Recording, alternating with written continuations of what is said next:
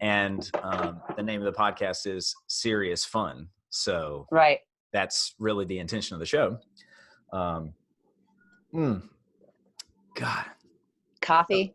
God, I regret not filling mine up. It's like right here, and it's a little on the cold side. It's like this is a reason to keep like something very on point. Like let's make sure this conversation stays on the rails, because I can only be here as long as I have this coffee in my hand.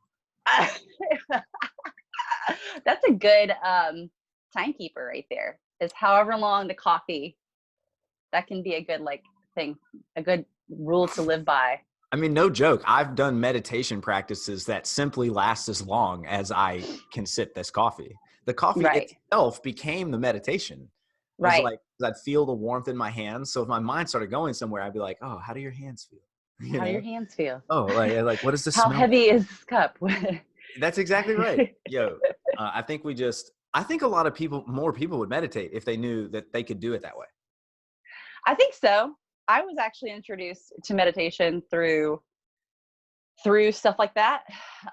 When I stayed at a Buddhist Wat in Thailand, they introduced meditation to us, and it's very practical, non-mystical sense. They're like, here's a broom, and when you're sweeping, you're just going to say sweeping, and you're literally going to say it out loud until that's just all you're doing and being is sweeping.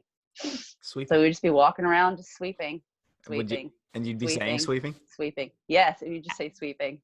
And then eventually the saying of the sweeping would stop, and you'd just be sweeping, and you'd be in the sweeping. And then the same thing with walking.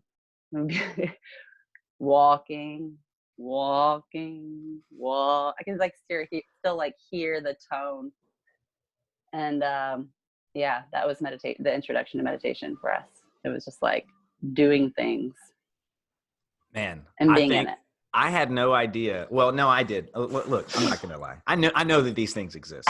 And actually, I've practiced them to some degree. But I didn't realize that it would come up at the perfect time of catching coffee, because this is a perfect place to start the show. This is the Serious.Fun podcast. And this is Brooks. And I'm with the Britten Bailey. You like how we did that? We just rolled in. Yeah. No, thank you so much for coming and sitting down with me. You are in this amazing nook in your amazing, beautiful studio called Panorama Movement. And it's weird times. I like that you just called my closet a nook. I'm literally sitting in a closet. That we've turned into a nook. It is a beautiful nook.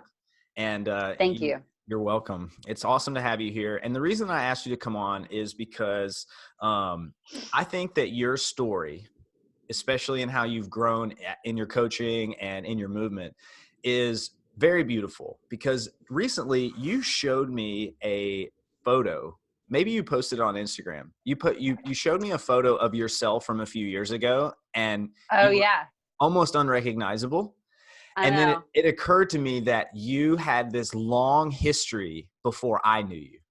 Because when I met you, you were super badass, working at a studio and holding it down lady. And we met moving and being in this, I guess, more we've gone into the lifestyle, so to speak. But you have this long history before that. And so I would love for you to tell anyone that's finding this a little bit about your history, and don't skip a thing. Talk about professional, talk about movement, talk about kids. Never know where to start. I never know where to start with all of that. So I'll give a recap. And it kind of helps tie in what we were talking about a moment ago with the Buddhist Wat in Thailand. So in my younger years, early 20s, before traveling abroad to do the mission trip was kind of a thing. Lived in Thailand for a little while. I worked at an orphanage in Thailand. It was an HIV orphanage. It inspired me to come back to Memphis and work in HIV care and prevention. And I did that off and on for 7 years. And it was an amazing job, and met some really beautiful people along the way, and really saw the power of education through it all, and how education is empowering and how knowledge is empowering. But ultimately what I found was that it wasn't my calling, right? To like keep moving forward in that path. And I also had a daughter, my firstborn, Lucy. She was born, and it felt kind of like the traditional schooling system wasn't meeting her needs at the time. So I just stayed home with her and supplemented what she was doing at school. She would go to half days at school, and then she'd be at home with me. And then that sort of birthed the what was called the Learning Tree, and that was a nature-based homeschool home care for like little kids. Lucy was the oldest, and they were like 2 and 3 year olds. It was like a little small group, little small community of like little kids in the backyard with What? chickens and climbing trees and like Yes. just like all like outside as much as possible. Wow. And it was beautiful, and like seeing little kids just let their interests guide them, and seeing them being out in nature and climbing and moving and crawling. Um, that was definitely an inspiration to what I do now too, because I found that working with little ones, like I needed to reserve my energy for my own children. And eventually it just kind of, I realized that that too was not where I was supposed to root and stay as far as career goes. And eventually I found Bikram Yoga Memphis, and took a Bikram yoga class, and it just like rocked my world. The fact that, for one, facing myself in the mirror for 90 minutes, it felt like I just like saw myself for the first time in a long time. And I was like, who is this person? I don't recognize this person. This is not me. And then, wow, I am so powerful. I did that for 90 minutes. It was so intense, but I feel amazing afterwards. My body's so adaptable. Being able to bend and move in ways that I hadn't done in a long, long time, and reconnecting with my body. And that's kind of the starting point, was at Bikram Yoga Memphis, and ended up teaching one of their hip Pilates classes and became one of their instructors. And really great community. And I stayed at Bikram Yoga Memphis for a few years off and on, helping provide support for the teachers and providing like educational support for the teachers and still teaching. But ultimately what I found was that traditional fitness was not necessarily what I was called to do.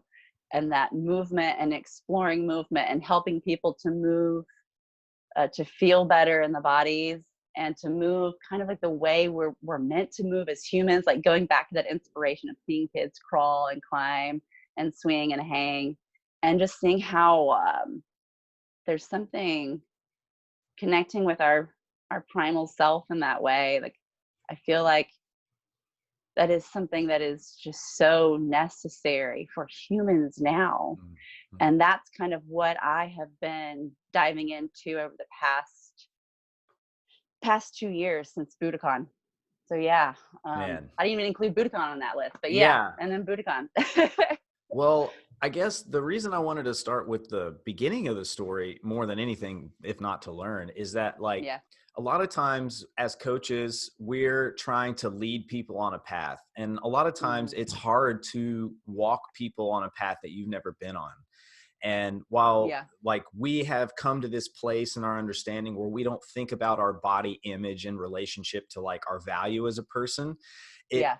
we can at least remember a time where our identity was strongly attached to our bodies and what we look like. Right. Was that sort of the motivating factor? You're a mom, you've been working, you haven't been caring for yourself as much. Was that like a big driving factor for getting back in? Definitely in the beginning. Definitely in the beginning. Again, seeing myself in the mirror, I didn't recognize my own body. Mm. When you're a mother and you're just day in, day out, you're not looking in the mirror to like, you're just trying to get clothes on your body. Like you're just trying to get dressed and look like you actually put a little bit of awareness into the things that went on your body, and that's about it. But as a mother, your priority is tending to your children and nurturing your children. And I think that a woman should embrace that process. And I see a lot of females put a lot of pressure on themselves to rebound quickly from pregnancy, Mm. physically. Um, but for me, I think that there's there's just also a disconnect. Like you have to kind of disconnect from your body's appearance in a way to prioritize meeting basic needs and learning to do that for your children. But for me, um, in the beginning, seeing myself in the mirror, it was like, who is that person? Wow, I know that this is indicative of like deeper stuff going on inside of me, with the way that with the way it manifested itself on the outside. And I think that it's based out of like needing to self-care and self-love and tend to self, but also wanting to get fit and look strong and be strong, right? Mm-hmm. Oh, I know the feel strong thing. It's Yeah. funny, like our external pursuits, you and I like have been on a very similar trajectory, Yeah. because that initial like launch in was like, I want to be strong. I want to feel fit. I want to feel strong. And Yeah. I imagine if you're like me, it was because I didn't actually feel strong on the inside. Mm-hmm. Something about me that didn't identify with being Or strong. like that version of ourselves hadn't been validated yet or seen yet, or, Yes, exactly. And Yeah. so that's what launched me into the CrossFit space. Is like I was already in like a movement-based, health-based practice, and I Yeah. found it really young, but I didn't fully understand, appreciate, or was ready to accept that side, because I was like, I want to be so strong. I want to kick Yeah. so much ass. Right. Like I want to win all the fights. Like it was that type of thing that launched me Funny. into coaching, because Yeah. I love the material. And so not everybody, many people might have the experience that you had, which is the looking in the mirror, the feeling strong, the Yeah. seeing what it can do for you. But there was something else about it that got you like, I'm going to teach this stuff. I'm going to be a teacher or a leader. What do you think drove you to go, I'm going to lead in this way? I think that when you have some sort of, I guess the easiest term to identify with is like a spiritual connection with the experience, you know. Um, I knew immediately. I knew. I promise you, like my very first Bikram yoga class, like I knew immediately that was the starting point of my path. I mean, it was like an almost instant like paradigm shift for Wow. me. Yeah. Yeah. Yo, I'll never forget uh the funny thing is like I did a CrossFit certification, what Mhm. they call the L1, and you go to, Mhm. usually that was the first CrossFit gym I had ever really been in. Mhm. I'd been around people that done CrossFit and all these things, but it was the first gym that I'd been in. But you're there, it's like more educational. Dude, the first CrossFit class I ever taught was the gym that hired me. And it was Oh like, wow. yeah. And so I was like, I'd coached before, meaning I coached like kids in sports and stuff. So I knew, and I've given tons of presentations at this point in my life for college and Yeah. otherwise. So it's like, I just generally knew how to get people herded and guided from place to place. Yeah. And it was like that first class, like you said, it's just like I just knew that I was supposed to be doing that when I did Yeah. it. Sometimes we can imagine things in our head, but it's like the act of Mhm. doing it itself is the Mhm. anchor. And so Mhm. I think when people come to us, they have this thought in their head that they're like, I really want this thing, and they want it to be real so bad, but that Mhm. they can really only think about it. Mhm. One thing that we tend to try to do as coaches is to help them take action around it, because we've both felt the value of like anchoring down, oh, right, this is my path. And you usually aren't doing that when you're still and thinking about it. You're usually getting that way when you're doing it. So Yeah. now the reason I'm saying this is that there's a side of your personality. And I remember you were one of the first people that really struck me in how much your personality came out through your movement. That you weren't just like doing moves, like you were being you, but Mhm. you were expressing you in these things that were movements. Does that make Mhm. sense? Totally. So how do you go from a person that's like feeling it in the mirror, like this is good, I feel strong, to then you're like embodying these spirit might be the thing, just like this, I guess essence is the word I'm looking for. You know how Yeah. to carry an essence about you in your movement. How much of that has come in the last couple of years, and what's your journey around Such a big question. that? That's why we're here, baby. We're here to ask the big questions. Whoa. Okay. So how did I the past 2 years, how did I go from looking in the mirror fitness to moving and feeling and being? Yes.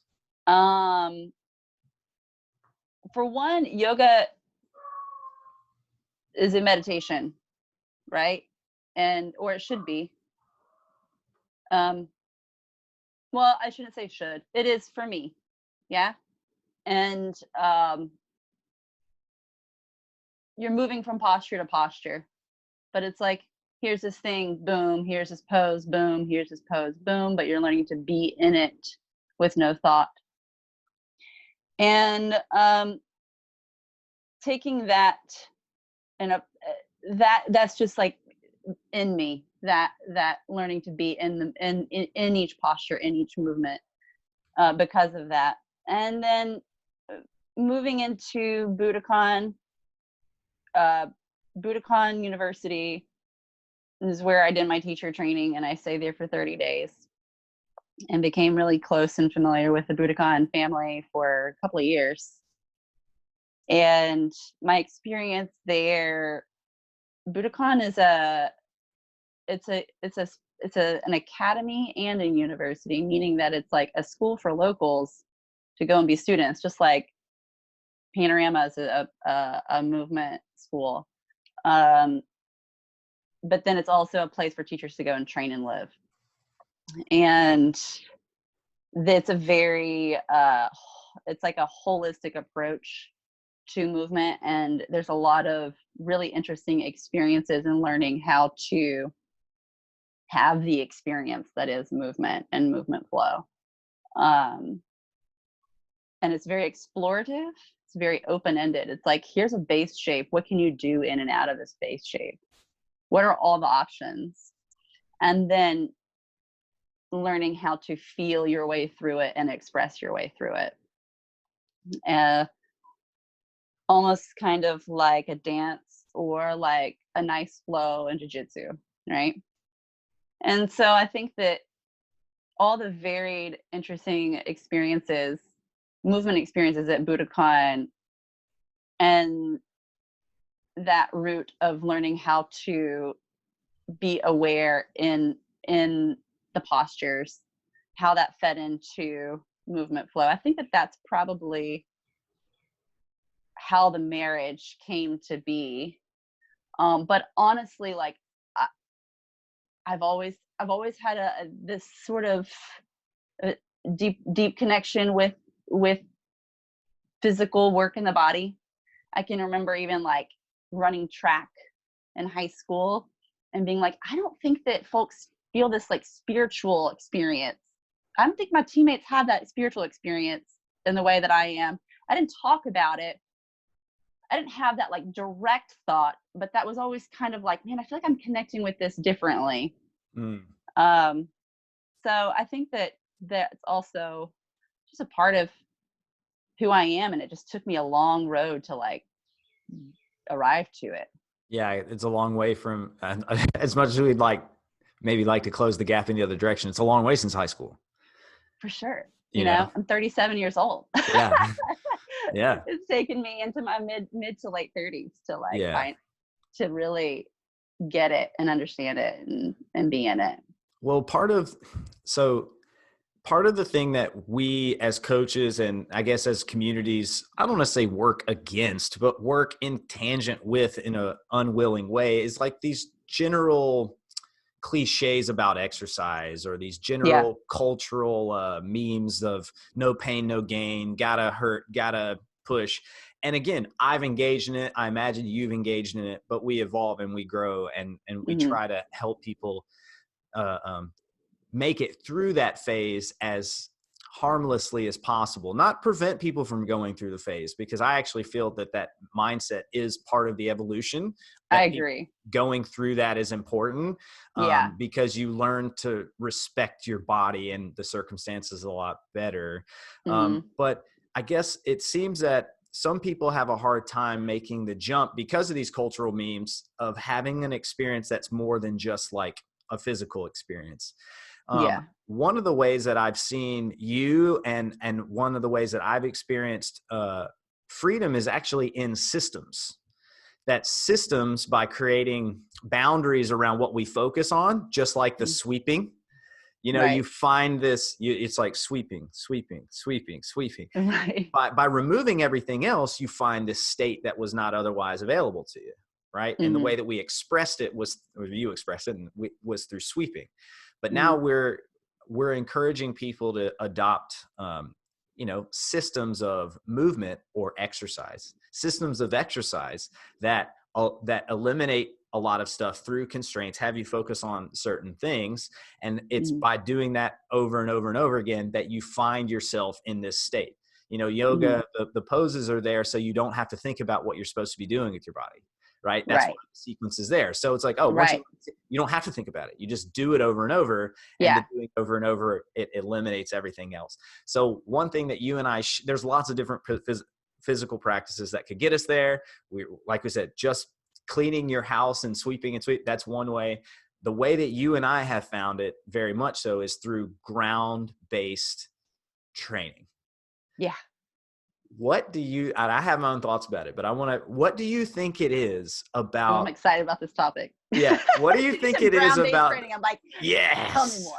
yeah, when you think about what a ground-based training, do you think it is about it that brings out this side of like it really fosters a true sense of connection with yourself, more so than other physical practices? I was actually thinking about this topic sort of loosely, like a day or two ago. And in terms of like, okay, we say there's something about a connection with the ground. And then there's the term grounding. And where is that rooted in? And Mhm. down to Rooted earth, in, rooted rooted in. in. Someone is down to earth. Yeah. Like the fact that down to earth is a term for someone who is just real, authentically and easily just real, you Mm. know? Um, when we touch the ground, it it sends it's the connections that are firing, like the neuronal connections of just like touching the ground. Um, there's something to it that connects us with our ancestors. In a way, not that I'm saying that like, oh, these spirits are connecting. We're not Mhm. connecting to these spirits. No, I don't mean it in that sense. It's just that you guys think of the human, the Homo sapien, the timeline of the Homo sapien. Think about the evolution of how we used our bodies. Think about how our ancestors touched the ground so damn much out of necessity and survival. Mm. That is in our DNA. Mm. Why would it not be? Yeah. Why are we only valuing certain things when it comes to the evolution of man, but then other things we don't really like to talk about it? But the we touching love of the the earth, we love the mind evolution. We're right? blown away with the mind evolution. Yeah, But the physical, correct. I agree with you. Yeah, There's touching the ground is a level. It levels the playing field between you yeah. and every other generation. I think it's waking. I think that what it does is when we play on the ground, we touch the ground a lot. It wakes up something that has been asleep that needed to be unlocked in the Mm, nervous system. And it's something that is hardwired within us that we haven't respected as a need yeah. because of the way man interacted with the ground over time. And I'm even talking about like tending to the earth, tending to your, we had to gather, we had to hunt, Mm-hmm. we had to take care of farm or our garden. farms. Yeah. Farm and Yes. garden. You like We had hands in the earth. to, even in the Industrial Revolution, of course we had to touch the ground, Mm-hmm. and we had to touch, you know, a lot of different materials as well. Yep. You know, I just find it to be a really fascinating topic. Well, I'll add on, because the reason I teach crawling, when people ask me why I teach crawling, my answer is, there's what I believe and there's what I think that is relevant to the person that I'm talking to. And Yeah. the person that I'm talking to is wanting to know some practical reason for getting on the ground, right? Yeah. Why? Because it's usually outside of their comfort zone in some way. And so my practical reason, I was like, oh, well, if you look at the way that human beings come to move, crawling is a big integral step in that process. Totally. And so there's a lot of things that need to happen, core strength, certain spinal movement that happens even before crawling. But once we have that, we have it. And then we tend to move on into, sitting. The sitting, since we don't get it on up and down on the ground as kids, especially at school, we spend more time sitting. Year by year, we lose touch with that. So that's the practical reason, because it will help serve our physical purpose. But what I believe, and this is where we're going to start to go out into the weeds, is that we store a lot of memory in movement, and that's not out too far in the weeds, but we call it muscle memory. We have other words that, oh, well, my muscle memory in shooting a basketball or in riding a bicycle, we'll talk about it in those terms. But when we talk about crawling, we have muscle memory. Like we tap into memory of the time when we were crawling. And for us, that's what, 2 to 5 is like a really big, maybe 2 to 7 is like we spend a lot of time on the ground. And there's a lot of healing from that time that we tend to need to do as adults in a reparenting sense. So nervous system is kicked in, memory system is kicked in, physical system is kicked in with crawling. And now I think that's when you start to put all those things together, you do naturally fall into these flow states or these times of like being out of your body, because it's like nervous system, memory, movement, breathing, you put it all together, and all of a sudden it's like, and there's I don't know, I've just never felt so free as I was when I started like reconnecting and getting with just my body. But then the very beginning of that, do you remember the very first time you tried to do that? So awkward and almost paralyzing. Yes. Like, I have no idea what to do from here. Because we were trying to think our way through it all. And that's the part that practice allows us to forget, like allows us to get out of our mind. And it's hard if you've never done that to know what we're saying when you say get out of your mind, because the first phases, as you described, are always like, am I doing this right? Right. Is the technique correct? Am I in the right position? And then you realize that there is no right or wrong position. There's safe and safer, and less safe, but there is no wrong position now. And you my favorite, like one of my favorite classes to teach is when we just have these open-ended, these kinds of experiences and guiding people through the process of no guidance. You know what I mean? But sometimes people get really, individuals who have never done it before can just, I see that freeze up that also I experienced. And it's just looking around the room. I don't understand. What do you mean? What do you mean? See what you can do from a 4-point base from all fours, right? Like, what does that even mean? What are we trying to do? What are we all trying to do here? Let me look around and make sure that I'm doing it right. You know what I'm seeing? That you're saying something that I'm seeing exactly in other areas, which is this. I've asked people what some of, all of our clients and people that I've been talking to, I just asked them, what is their biggest challenge? One of their biggest challenges is creating their own structure. So like for their day. So like right now, especially right now. So we're talking to people having a challenge creating their own structure in their movement. I say that it's easier for someone that learns to create structure in their movement to then carry on to create structure in their day, because they understand structure. you know, Right. like, oh, I get Yes. structure. Oh, okay. And Yeah. I can create my own boundaries and constraints. Like the movement practice has allowed me to be better at business and better at organizing, simply because I took the same principles that I learned in movement and I just applied them to a new area of my life. Yeah. You know, like, oh, this Totally. is cool. Oh, we can regress and progress everything. It's exactly right. Yeah. Yeah, it's exactly right. So right now people are having a challenge creating their own structure in their day.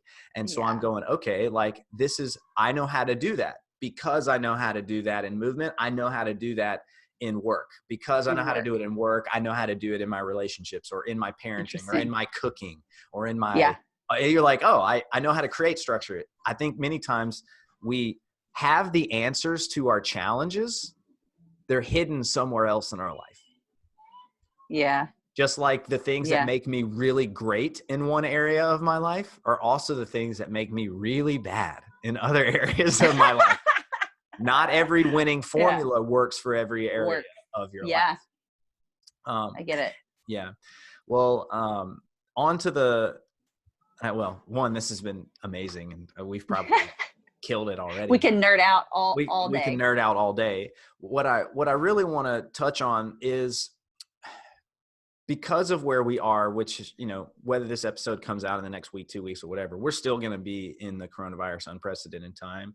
And so I Yeah. wanted to clear some space for you to offer guidance, wisdom, practical information for someone who's now finding themselves at home, doesn't have a ton of experience creating their own structure, and has habits built around their home that are very different than the habit that they have built around their work. Even the high successful people in work can have a hard time adjusting to home. What are some things that either you're doing with your family, you're doing with yourself personally, or you've recommended to any of your clients that you'd like to share? Yeah. I've done this within my own home, and I've talked about this with other students as well. Is first within the home, how do we view our home? How have we been living in our home? How have we used our home? And it's been an eye-opening experience to see how we've been using this home for our family as this it's kind of like a pit stop, treating it more like a pit stop with a really busy schedule. Having 2 kids, 5, well now 6 and 10, 2 different schools, 2 different ages, running a gym, starting a community, and then realizing that this was actually a really beautiful opportunity to give my home environment a new starting point, kind of like a rebirth, and simplifying it first. First step to creating organization within my own life is first creating simplicity and organization in my environment and where I live. Because I strongly believe that our surroundings do affect our mental space. So first thing was decluttering and spending some time tending to the space, and then creating a room that I otherwise probably would have never taken the time to do so, but a room that is simple and that I can go to refill myself with like light and good energy. And I think that's really important right now. And it might be that you don't have access to a room that actually provides literal light. That's okay. I think that it's something that you can create with minimal tools and not really spending any money. Just moving things around in your home to kind of create this little sacred space to refill ourselves, because we're going to need to constantly recharge and find that reset button. So finding that within my own home, and then sort of realizing that we have the opportunity to now build a life that we want for ourselves, that we all have this new kind of freedom in that. I know that we feel like we don't have a lot of freedom right now, and in some ways we don't, and that's okay.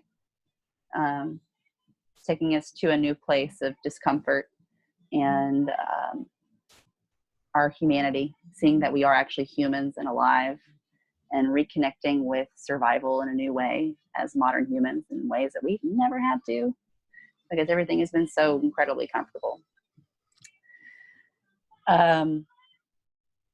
But yeah, I've been asking bigger questions within my own self and big questions within the community before class, after class. In what ways, asking ourselves, in what ways is this situation more human? And in what ways is it not? And how can I create a home life that takes care of my human self? And how can I create a physical practice that takes care of my human self? And tending to the home takes care of the thinking self, right? Helps take care of our mental space too. Sweeping. But making sure, yes, Sweeping. Yeah, exactly. Oh man, that is the best takeaway I think of the day, is that sometimes it can be just as simple as sweeping. Taking that sweeping time. Call it what you want, do it what you want, but like be there, be present with it. Be in it. Yeah, be at peace with it. And I couldn't agree more with seeing this as an opportunity to rediscover, reset, renew, and rejoice that it's, although times are uncertain and very scary and even challenging, like we are alive and we're here. We're and alive together, right now. and we're able to do this like across the screen even. Like how lucky are we that, you know, in another time and era, we'd never see each other ever, even if we could, you know, because we don't have the ability to cross that geographical boundary. And now here we are, like, although we do have the geographical constraint, which is we can't be around each other, that actually is not unique to the time that we're living in. You know, we can close the gap with friends and family in a way that is unprecedented and never before. And it's right there in front of us now. And I don't know, I've encouraged my clients and friends and community and family, you know, like looking for ways to just connect more deeply with people. It's strange how that's been provided to us now.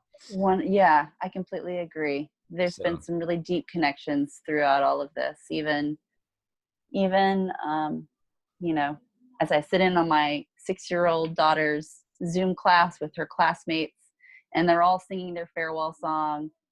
As they're singing their farewell song, I see them connecting more in that song than they ever have in person. And I think that we're all just finding these really valuable golden nuggets of moments that we'll probably never forget, you know?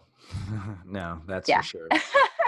Well, that has been a beautiful 30 plus minutes. I'm grateful that you took time to share with me today. Thanks for inviting me. Oh gosh. We will do this again. I imagine that you'll be more than a guest more than once, because as people can probably tell, we can get into the weeds real quick. So we might have to do like some late night, not coffee type, you know, like tequila type sessions. That'll probably be all kinds of that'll be great directions. Yep. So I thank you very much. I appreciate it. Yes, thank you, Brooks. And where can people find you, your information about you, about your studio and everything like that? My studio is Panorama Movement. You can find me at panoramamovement.com. You can also find me on Instagram and Facebook. The handle is PanMoveMem. You can also find my personal on Instagram, which is PanMoveMama. That's exactly right. Awesome. Thanks, Britten. Catch up with everybody next time. See y'all later.